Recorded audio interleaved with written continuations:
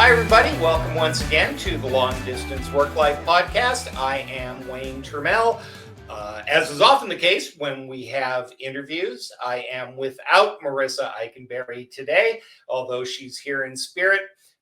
We are going to have a really good conversation around working moms in the workplace, particularly as it relates to remote and hybrid work with Pam Cohen, who is one of the brains behind the Mom Project.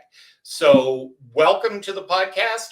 We will have, as usual, the notes and links and all that good stuff on the website. And now I am just going to bring in our guest for this episode, Pam Cohen from the Mom Project. Hi, Pam. Hi, it's nice to be here. Thanks for having me, Wayne.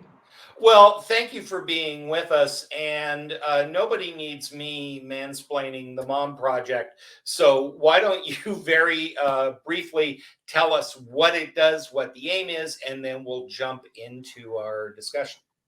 Sure, absolutely. The Mom Project, we're in our sixth year of helping women, moms in particular, find flexible work that suits their schedules with companies that are forward thinking and large companies, medium-sized companies, small-sized companies that want to help them in these efforts. We have over 1 million moms on our platform, and we are really supercharged for this next phase of finding flexible work for women.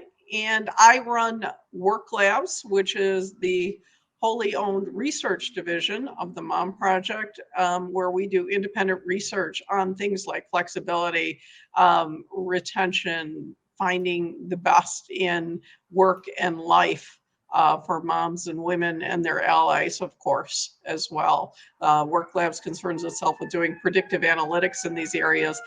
It helps companies understand why it really matters to help people find ways to integrate work and life. Great. So I don't even know where to begin. This is such a big topic. Let's start with when the pandemic hit. All the studies kind of indicated that the people most excited about the opportunity to work from home were women, in particular, moms. How has the last couple of years borne out against what we thought was going to happen and what's really going on out there with moms and remote work? Well, that's a really interesting question, and it's particularly interesting for us because we started studying the need for flexibility about 2016.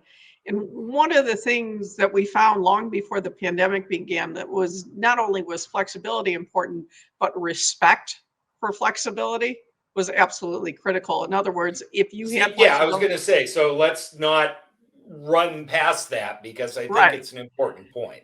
Yeah, it is really interesting because sometimes companies would give lip service to having flexible opportunities for women, for example, but there was really no respect. For example, a woman might get flexibility in her job so she could do pickup and drop off, but then she would find that she was getting left out of key projects or key meetings, or people were saying behind her back that she really wasn't getting the job done. Or we would And find yes, you're flexible to make your own schedule, but you better be on that Tuesday morning call. Exactly. If you missed something, there was no way to make it up, and nobody was trying to schedule around it. So respect for flexibility is really everything. It has to start from leadership on down, and that really was happening in very spotted places during those years. Now, since the pandemic, which is what you were asking about, what we found is that flexibility, of course, became common by default in a way. Remote work became common by necessity for people who were able to work from home. So that caveat's there to begin with. But then secondarily, it was remote work, but there was also the issue that people felt like they needed to be online all the time. So in a way, there was flexibility in that nobody was going into an office, but at the same time, people felt like even to go get a cup of coffee, they were putting an emoji up. People were apologizing for interruptions, even though they had nobody helping them at home with kids. And typically those sort of things fell onto women first and foremost. So it took a while to really work out what flexibility meant. There was a lot of lip service to, oh, now everybody has flexibility. But the truth was, now everybody was sort of in their living room all the time and trying to work all the time. So there was a couple of year time period where we were working through that. What does that mean? Flexibility cannot mean that you're on 24/7 just because you're remote. Yeah, I'd like to talk a little bit about what specifically has happened during the pandemic that maybe surprised us or we thought, because uh, as we have this conversation, I hear in the back of my head already a lot of people saying, well, that's not me, or it's not all men, or it's that we're talking basic generic numbers here. We're Right. talking about overall generalities. Your mileage may vary. But what did we find during the pandemic that surprised you?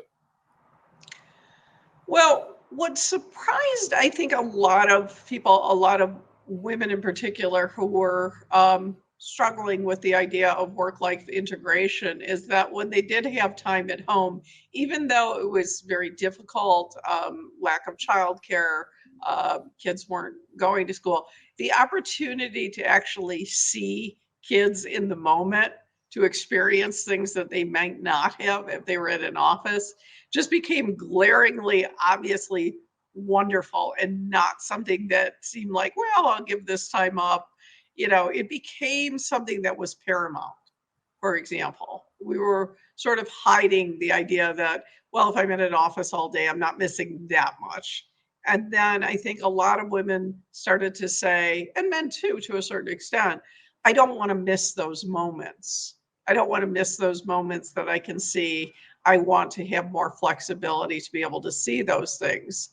Um, what wasn't surprising was that women continued to do most of the childcare, and certainly almost all of the unexpected events, quick doctor's appointments, kid couldn't find something for school, housekeeping, and things like that. It's not that men aren't helping, but the idea is that they're helping.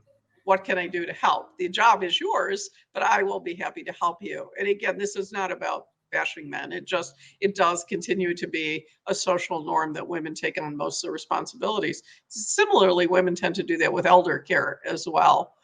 So that part wasn't a surprise. But I think part of what was a surprise is the extent to which, as kids returned to school, as we got through sort of the other side, wherever we are now with the pandemic, and things returned to sort of a norm, there was such a backlash against returning to an office.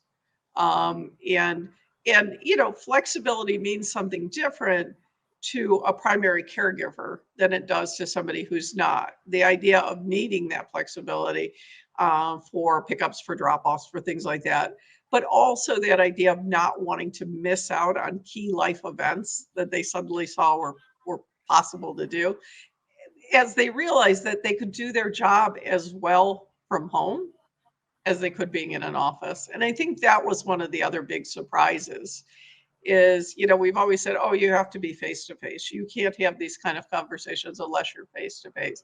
I think people started to realize, well, actually you can. You can have those conversations. You can establish those relationships at work without necessarily being on site, particularly as companies started to accommodate that. Let's talk about that accommodation for a moment. What, as we're talking about returning to work and returning to office, not returning to work, because Right. Lord knows it's not like we stopped We've been working. working. But we are, as we're looking at return to work, how much is the role of working women, what you've learned at the Mom Project, how much of that is being taken into account as companies start bringing people back to the office or thinking about it? I think nicely more than there was before. Before what we Which sounds like you're damning with faint praise. Well, I think there's a long way to go. I do think there's a long way to go still. Women sometimes are reluctant to ask for the flexibility they need because they don't want to be perceived as not being able to handle a job, rather than it just being, hey, this is part of life, that we're managing kids, we're managing family and things like that, and I can still get the job done. One of the things we talk about at the Mom Project is part of the strengths that women have are that ability to multitask, that ability to put everything into the different things that she's doing in order to do a great job at work. And quite frankly, women make supremely empathetic leaders. They tend to be much more empathetic, much more in touch with their employees. So I think companies are starting to realize the strength, and the character that women bring to organizations, so they're more willing to adapt. How do women capture and document that though? Like when you're putting it on a resume, or you're applying for a job. How do you? Because I know people often underestimate their own skills and talents, and that is particularly true with women in the workplace. They tend to discount certain Right, things. right. How do they gather, document, and present all of those talents and those things in a way to employers that maybe they haven't in the past? Great question. One of the things we talk about with women tends to be, first of all, women are much more reluctant to blow their own horn. They really are. They are Yes. much more likely to defer. So we talk about practicing that. What are your strengths? We also talk about putting things in your resume that are non-traditional, putting gaps in there. Talk about the things you did during that gap. Were you home taking care of kids? Were you juggling multiple schedules at that time? Were you managing a household? Were you managing the budget? Were you managing a soccer team? What were you doing? What kind of skills were you working on while you were away? Everybody works. It's just sometimes it's not paid work. So what were you doing before you returned to paid work? And highlight those skills in a resume. Put those things down just in the same way that you would put down software skills or being able to do other managerial skills. Put those into a resume, put them on paper, and get some good examples of times you worked out conflicts, for example, or times you were able to juggle multiple things, and bring that into a job interview. Bring that confidence, bring those stories, because there is relevance to them. And companies see that, managers see that. So let's take that to the next step then. Let's say that I'm going to do this in two parts: already employed and looking for employment. So, in terms of already employed, how do you suggest moms have the conversation about working from home, wanting more flexibility, while at the same time making it clear that there is a commitment to the employer and that?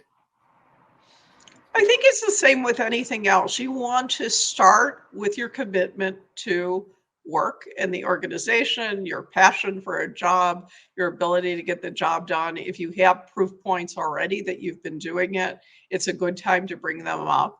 And then say, in order to, keep doing this as effectively as I have, I've realized I have these particular needs in my schedule, and here's what they are. I need to be able to do drop offs and pickups, or I need to be available if my kid needs to come home sick. I've thought about these things.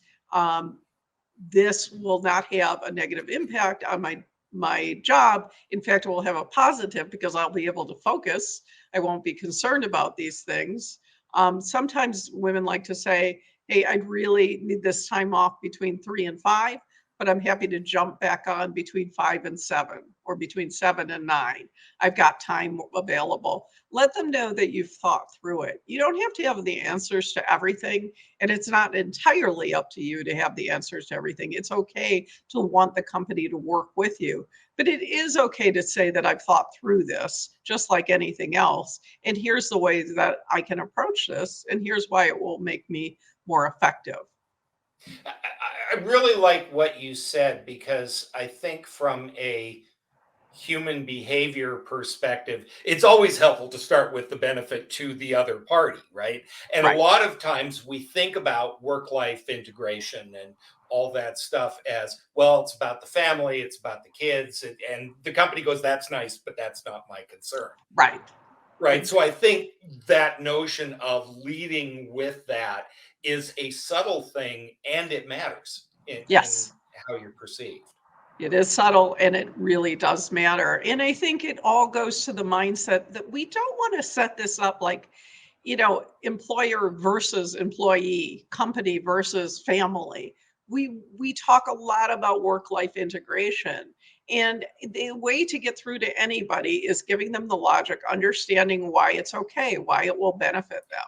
The people's hesitation to get into things is this fear that it won't work out. So if you start by approaching people where they are. If managers have fiduciary responsibilities to the companies, it's okay. You can reassure somebody. You plan on and have the ability to do this job, and they're better off with you than without you. And if you're both in agreement on that, you can work out other ways to do things. What are the skills, the actual skills that women who want to work from home, who want to be successful working from home, what are the specific skills maybe that they should be developing? Well, I think the ability to organize thoughts, to keep things organized, even when there aren't like water cooler prompts.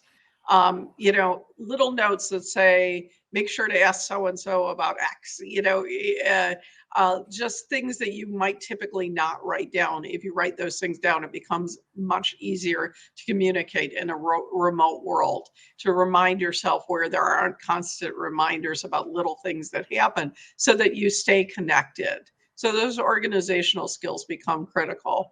The ability to show empathy when on call, to get to know people, to draw them out in an arena where it's not quite as natural as when you're face to face with somebody.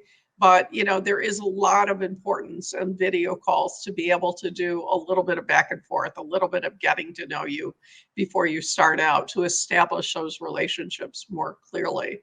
And then also laying out work in a way that makes sense so that it's not, just doesn't all feel like it's due at the same time. Yes, there are high level deadlines that you probably already have, but how are you going to organize those? If you have flexible work and if you have breaks that you need to take during the day, what do you think you can accomplish in certain chunks? Which is not to say that if you don't, you can't catch up, but just giving yourself little manageable deadlines. It's like anything else that you can meet really helps you to feel better and better and have more confidence about it.